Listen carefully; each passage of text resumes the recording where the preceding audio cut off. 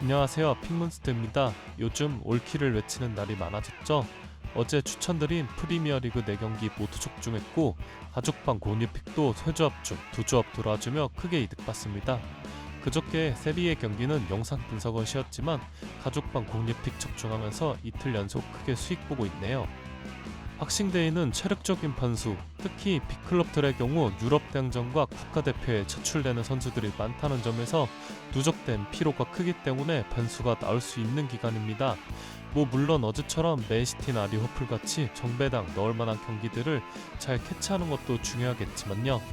제 픽이 궁금하신 분들은 고정 댓글 첨부하시면 되고요. 이런 날은 좋아요 좀 많이 눌러주세요. 영상 제작에 있어 정말 큰 힘이 됩니다. 자, 그럼 박살하고 오늘 경기 분석 시작할게요. 첫 번째 경기는 아스톤 빌라와 브라이튼의 경기입니다. 제가 오프닝에 얘기한 경우이죠. 빌라는 이번 시즌 챔피언스 리그에 출전하고 있는 팀입니다. 또한 대부분의 주전급 선수들은 A매치 기간 국가대표팀에 차출되고 있죠. 픽전 뉴캐슬 원정에서 3대0 득패를 기록했는데 존 듀란이 전반전 퇴장을 당한 영향도 있겠지만 전체적으로 에너지 레벨이 크게 떨어져 있다고 보여졌습니다. 게다가 듀란의 이른 퇴장으로 인해 수적 열세로 오랜 시간 뛰었다 보니 이번 경기에서 그 영향은 크게 미칠 것이라고 보는 것이 맞겠죠. 앞서 말한 존 듀란은 다이렉트 퇴장을 당했기 때문에 앞으로 최소 3경기를 징계로 결장할 예정이고 주전 나이트백 매트 캐시가 병고 누적 징계로 이번 경기 결정합니다. 빌라의 경우 이번 박싱데이 기간 맨시티, 뉴캐슬, 브라이튼으로 이어지는 일정인데요.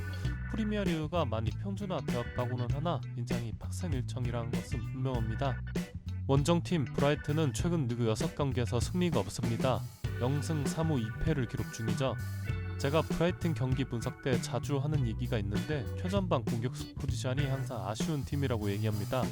최근 브라이튼을 맡았던 감독들을 얘기해보면 그레이엄 포터, 헤제르비, 파비안 히르첼러 순서인데 위 세 감독 모두 점유율 기반의 축구를 한다는 점입니다. 몇몇 팀들을 제외하곤 브라이튼이 더 높은 점유율을 기록하며 로우 블록을 구축하고 있는 상대 수비를 뚫어내려는 경기 양상이 많은데 이런 매첩에서 브라이튼이 호전하는 경우가 많았다고 생각합니다. 반면 상대팀이 브라이튼보다 더 높은 점유율을 기록하는 경기에서는 성적이 꽤나 괜찮았었는데 맨유, 아스날, 토트넘, 맨시티, 보머스를 상대로 4승 1무 0패를 기록했죠. 에메리 감독의 빌라는 높은 점유율을 기록하는 팀이고 홈에서 평균 53%의 점유율을 기록하고 있습니다. 리그 7위에 해당하는 기록이죠. 아스톤 빌라가 받은 정배당은 특히 지금이 박싱데이 기간이라는 것을 감안한다면 전혀 메리트가 없는 배당이라고 말씀드리고 싶고 제 추천픽은 브라이튼 플러스 0초 맨티캡 승리입니다. 두 번째 경기는 입스위치와 첼시의 경기입니다. 입스위치는 현재 19위로 강등권입니다만 저는 맥케나 감독이 굉장히 선방하고 있다고 생각합니다. 현재 강등권이긴 하나 잔류 가능한 순위인 17위 울버햄튼과 승점 4점 차이이고 입스위치의 강등 여부는 아직 속단하기에는 이르다고 생각합니다. 승격 동기인 레스터나 소트는 강등된 지 불과 한 시즌 만에 올라온 팀들이고 에스테의 경우 비교적 최근인 15-16 시즌 리그 우승 경험도 있으며 유럽 대항전도 줄곧 나가던 팀이었죠. 그리고 소튼의 경우 예전이긴 하지만 루크쇼, 반다이크, 사디오 마네 같은 선수들을 판매하며 큰 수익을 올리기도 했었고 비교적 최근엔 워드 프라우스와 로메오 라비아를 판매하며 정말 큰 수익을 올리기도 했었죠. 반면 입스위치는 불과 2년 전까지만 하더라도 3부 리그인 리그 1에 소속된 팀이었습니다. 물론 이번에 프리미어리그로 승격하면서 무려 1억 2천만 유로라는 거액을 투입하긴 했지만 그간 역사상 첫 프리미어리그로 승격한 팀이 영입할 수 있는 좋은 매물은 그다지 많지 않았습니다. 시즌 초반엔 입스위치가 꽤나 기대가 되는 팀이었지만 시간이 갈수록 그 기대는 적어지고 있습니다. 최근 리그 6경기에선 1승 5패를 기록 중이며 4경기에서 무득점에 그쳤습니다. 이 기간 기대 득점은 5.38xg로 같은 기간 리그에서 19위를 기록 중이죠. 공식전 12경기 무패 가도를 달리며 잘 나갔던 첼시가 직전 풀럼전에서 역전패를 당하면서 무패 행진이 끊어졌고 직전 경기 내용 또한 상당히 참혹했었지만 오늘 경기에서 다시 올라갈 수 있는 발판을 마련한 것이라고 생각합니다.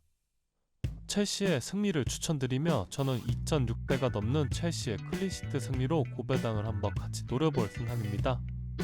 세 번째 경기는 맨유와 뉴캐슬의 경기입니다. 맨유는 최근 공식전 3연패 수렁에 빠져 있습니다. 이 세 경기에서 기록한 실점은 총 9실점으로 굉장히 많은 실점을 기록했죠. 또한 직전 경기 브루노 페르난데스가 다이렉트 퇴장을 당했는데 이번 시즌에만 벌써 세 번째 다이렉트 퇴장입니다. 사실 브루노가 이렇게 개같이 플레이해도 이 선수가 없다면 맨유에서 멜이 빠진 것과 마찬가지이기 때문에 상당히 뼈아픈 전력 손실입니다. 루크쇼는 지난 시즌 내내 부상으로 누워있다가 시즌 끝나고 유로에 나하체를 안나, 그리고 또 복귀해서 이번 시즌 내내 누워있더니 지난 11월 복귀해서 교체로 3경기 뛰고 또다시 햄스트링 부상으로 이탈했습니다. 그리고 마운트는 도대체 뭐하는 놈인가요? 이놈과 똑같습니다. 이정료가 싼 것도 아니었는데 정말 답이 없죠. 아모린 감독 부임 이후 4승 1무 5패를 기록했습니다. 감독 탓으로만 돌리기엔 맨유가 백스리 포메이션에 익숙한 팀이 아니기도 하고, 무엇보다 테나 체제에서 영입해 놓은 선수들 중에 도무지 쓸만한 선수가 하나도 없습니다. 유일하게 긍정적인 부분이라면 아마드 디알로가 아모린 감독 체제에서 꽤 괜찮은 모습을 보여주고 있다 정도? 돈을 이렇게 많이 쓰고도 이 정도밖에 보여주지 못하고 있는 상황이 정말 해탄스러운 상황이죠. 맨유가 3연패 수렁에 빠져있는 반면 뉴캐슬은 최근 공식전 4연승을 기록 중입니다.